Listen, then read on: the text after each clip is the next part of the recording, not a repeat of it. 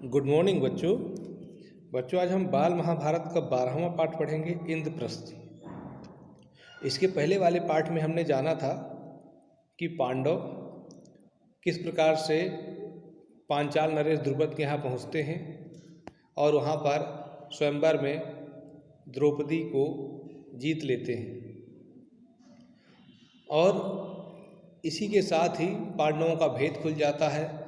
हस्तिनापुर में धृतराष्ट्र, दुर्योधन इत्यादि को पता चल जाता है कि पांडव अभी जीवित हैं और वे लाख के घर में मारे नहीं गए हैं। अब जब ये ज्ञात हो जाता है तब इस बात की पहल शुरू हो जाती है कि जो पांडव हैं उनको उनका हिस्सा दिया जाए हस्तिनापुर राज्य में, या युधिष्ठिर को राजा बनाया जाए। अब देखते हैं होता क्या है। द्रौपदी के स्वयंवर में जो कुछ हुआ था उसकी खबर जब हस्तिनापुर पहुंची तो विदुर बड़े खुश हुए। धृतराष्ट्र के पास दौड़े गए और बोले, पांडव अभी जीवित हैं। राजा द्रुपद की कन्या को स्वयंवर में अर्जुन ने प्राप्त किया है। पांचों भाइयों ने विधिपूर्वक द्रौपदी के साथ ब्याह कर लिया है और कुंती के साथ वे सब द्रुपद के यहाँ कुशल से हैं। यह सुनकर धृतराष्ट्र हर्ष प्रकट करते हुए बोले, भाई विदुर, तुम्हारी बातों से मुझे असीम आनंद हो रहा है। राजा द्रुपद की बेटी हमारी बहू बन गई है, ये बड़ा ही अच्छा हुआ है। उधर दुर्योधन को जब मालूम हुआ कि पांडवों ने लाख के घर की भीषण आग से किसी तरह बचकर और 1 वर्ष तक कहीं छिपे रहने के बाद अब पराक्रमी पांचाल राज की कन्या से ब्याह कर लिया है और अब वे पहले से अधिक शक्तिशाली बन गए हैं, तो उनके प्रति उनके मन में ईर्ष्या की आग और अधिक प्रबल हो उठी। दबा हुआ वैर फिर से जाग उठा। दुर्योधन और दुशासन ने शकुनी को अपना दुखड़ा सुनाया। मामा अब क्या करें? अब तो द्रुपद कुमार, धृष्टद्युम्न और शिखंडी भी उनके साथी बन गए हैं।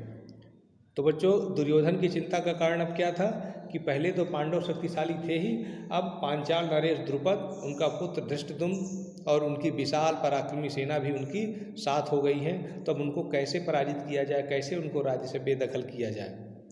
तो मामा क्या कहेंगे वो हम आगे जानेंगे। उसके बाद कर्ण और दुर्योधन धृतराष्ट्र के पास गए और एकांत में उनसे दुर्योधन ने कहा, पिताजी, जल्दी ही हम ऐसा कोई उपाय करें जिससे हम सदा के लिए निश्चिंत हो सकें। धृतराष्ट्र ने कहा, बेटा तुम बिल्कुल ठीक कहते हो, तुम ही बताओ अब क्या करना चाहिए। दुर्योधन ने कहा, तो फिर हमें कोई ऐसा उपाय करना चाहिए जिससे पांडव यहाँ आए ही नहीं, क्योंकि यदि वे इधर आए तो जरूर राज्य पर भी अपना अधिकार जमाना चाहेंगे। इस पर कर्ण को हंसी आ गई। उसने कहा, दुर्योधन, अब 1 साल बाहर रहने और दुनिया देख लेने से उन्हें काफ़ी अनुभव प्राप्त हो चुका है। एक शक्ति संपन्न राजा के यहाँ उन्होंने शरण ली है, इस पर उनके प्रति तुम्हारा वैर भाव उनसे छिपा नहीं है। इसे छल प्रपंच से अब काम नहीं बनेगा। आपस में फूट डालकर भी उनको हराना संभव नहीं है। राजा द्रुपद धन के प्रलोभन में पड़ने वाले व्यक्ति भी नहीं है। लालच देकर उनको अपने पक्ष में करने का विचार बेकार है। पांडवों का साथ वे कभी नहीं छोड़ेंगे।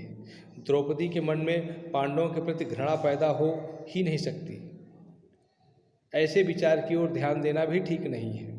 हमारे पास केवल एक ही उपाय रह गया है और वह यह है कि पांडवों की ताकत बढ़ने से पहले उन पर हमला कर दिया जाए।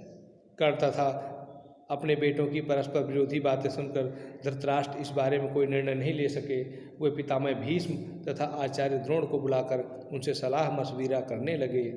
पांडुपुत्रों के जीवित रहने की खबर पाकर पितामह भीष्म के मन में भी आनंद की लहरें उठ रही थी।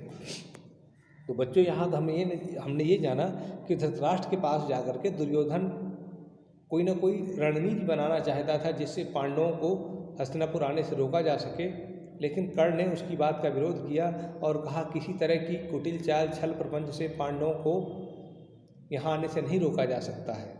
बहुत सारी बातें इसमें बताई कि द्रुपद को फोड़ा नहीं जा सकता है, मतलब अलग नहीं किया जा सकता उनसे, या द्रौपदी के मन में नफरत नहीं पैदा की जा सकती उनके प्रति में। तमाम सारी बातें कर्ण ने कही, जिसका परिणाम यह हुआ कि धृतराष्ट्र कोई निर्णय नहीं ले सके। अब देखते हैं दुर्योधन क्या करेंगे, लेकिन उसके पहले धृतराष्ट्र भीष्म पितामह और गुरु द्रोणाचार्य से इस संबंध में सलाह लेने वाले हैं। क्या कहते हैं भीष्म? भीष्म ने कहा, बेटा, पांडवों के साथ संधि करके आधा राज्य उन्हें दे देना ही उचित है। आचार्य द्रोण ने भी यही सलाह दी। अंग नरेश कर्ण भी इस अवसर पर धृतराष्ट्र के दरबार में उपस्थित था। पांडवों को आधा राज्य देने की सलाह उसे बिल्कुल अच्छी न लगी।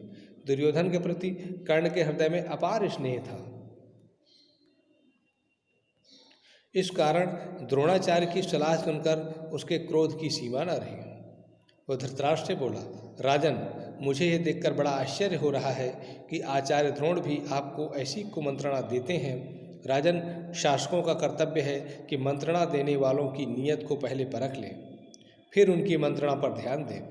कर्ण की इन बातों से द्रोणाचार्य क्रोधित हो गरज कर बोले, दुष्ट कर्ण, तुम राजा को गलत रास्ता बता रहे हो। यह निश्चित है कि यदि राजा धृतराष्ट्र ने मेरी तथा पितामह भीष्म की सलाह न मानी और तुम जैसों की सलाह पर चले तो फिर कौरवों का नाश होने वाला है। ये किसने कहा? द्रोणाचार्य ने। इसके बाद धृतराष्ट्र ने धर्मात्मा विदुर से सलाह ली। विदुर ने कहा, हमारे कुल के नायक भीष्म और आचार्य द्रोण ने बताया है वही श्रेयस्कर है। कर्ण की सलाह किसी काम की नहीं है। बच्चों, आपको पता है कर्ण सलाह दे रहा था युद्ध करने की पांडवों से, क्योंकि उसे तो अर्जुन से लड़ना था। किसी तरह से कोई ना कोई अवसर तलाश रहा था अर्जुन से युद्ध करने का। और इधर द्रोणाचार्य और भीष्म पितामह चाहते थे कि बिना युद्ध के ही मामला सुलझ जाए तो सबके लिए अच्छा रहेगा। और निश्चित रूप से पितामह भीष्म और गुरु द्रोणाचार्य की सलाह का समर्थन विदुर ने भी किया। तो देखते हैं धृतराष्ट्र क्या करते हैं।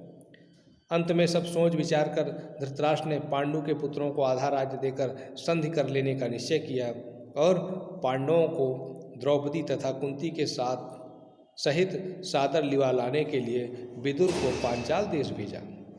विदुर पांचाल देश को रवाना हो गए।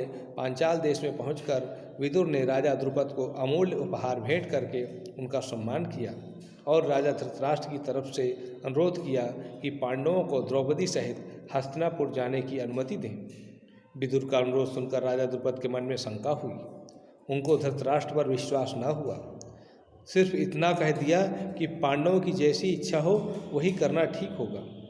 तब विदुर ने माता कुंती के पास जाकर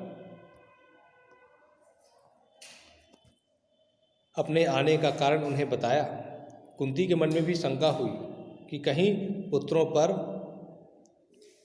फिर कोई आफत ना आ जाए। विदुर ने उन्हें समझाया और धीरज देते हुए कहा, देवी, आप निश्चिंत रहें। आपके बेटों का कोई कुछ नहीं बिगाड़ सकेगा। वे संसार में खूब यश कमाएंगे और विशाल राज्य के स्वामी बनेंगे। आप सब बेखटके हस्तिनापुर चलिए। आखिर द्रुपद ने भी अनुमति दे दी और विदुर के साथ कुंती और द्रौपदी समेत पांडव हस्तिनापुर को रवाना हो गए।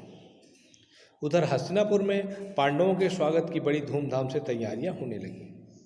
जैसा कि पहले ही निश्चय हो चुका था, युधिष्ठिर का यथाविधि राज्याभिषेक हुआ और आधा राज्य पांडवों के अधीन किया गया। राज्याभिषेक के उपरांत युधिष्ठिर को आशीर्वाद देते हुए धृतराष्ट्र ने कहा, बेटा युधिष्ठिर, मेरे अपने बेटे बड़े दुरात्मा हैं। एक साथ रहने से संभव है कि तुम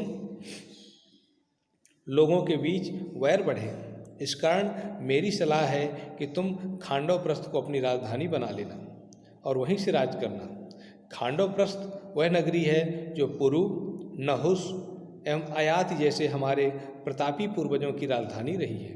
हमारे वंश की पुरानी राजधानी खांडवप्रस्थ को फिर से बसाने का यश और श्रेय तुम्ही को प्राप्त हो। बच्चों, यहाँ से तो लगता है कि धृतराष्ट्र ने बड़ी सहृदयता के साथ, बड़ी निश्चलता के साथ युधिष्ठिर को आधा राज्य दे दिया। लेकिन यहीं पर उनकी एक कुटिल चाल है कि खांडवप्रस्थ को राजधानी बनाने के लिए कहा। अब खांडवप्रस्थ नाम से ही पता चलता है कि वो कोई नगर नहीं था, वो एक पुराना शहर था जो कि खंडहर हो चुका था और खंडहर होने की वजह से उसका नाम खांडवप्रस्थ था। तो खंडहर, यहाँ पर सारे मकान गिरे हुए हैं, सब कुछ खंडहर पड़ा हुआ है, उसको राजधानी कैसे बनाते हैं पांडव, देखते हैं। धृतराष्ट्र के मीठे वचन मानकर पांडवों ने खांडवप्रस्थ के भग्नावशेषों, भग्नावशेष मतलब होता है टूटे हुए अवशेष अर्थात खंडहर, पर जो कि उस समय तक निर्जन वन बन चुका था, निपुण शिल्पकारों से एक नए नगर का निर्माण कराया। सुंदर भवन, अभेद्य दुर्गों आदि से सुशोभित उस नगर का नाम इंद्रप्रस्थ रखा गया। इंद्रप्रस्थ की शान एवं सुंदरता ऐसी हो गई कि सारा संसार उसकी प्रशंसा करते न थकता। अपनी राजधानी में द्रौपदी तथा माता कुंती के साथ पांचों पांडव 23 वर्ष तक सुखपूर्वक जीवन बिताते हुए न्यायपूर्वक राज्य करते रहे। तो बच्चों, खांडव प्रस्थ का नाम इंद्रप्रस्थ क्यों पड़ा, ये भी एक प्रश्न है।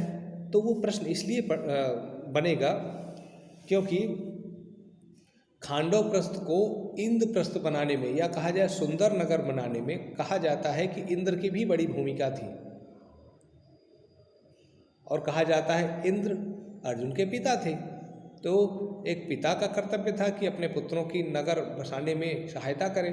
इसलिए इंद्र की मदद करने के कारण उस खांडव प्रस्थ का नाम इंद्रप्रस्थ पड़ा। तो इस प्रकार से बच्चों हमने जाना कि पांडव खांडव प्रस्थ को इंद्रप्रस्थ बना करके अपनी राजधानी बना लेते हैं और वहीं पर सुखपूर्वक राज्य करते रहते हैं।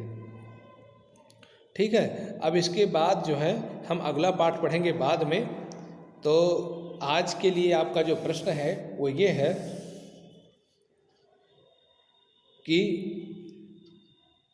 धृतराष्ट्र ने कौरवों और पांडवों के झगड़े का निपटारा किस प्रकार से किया।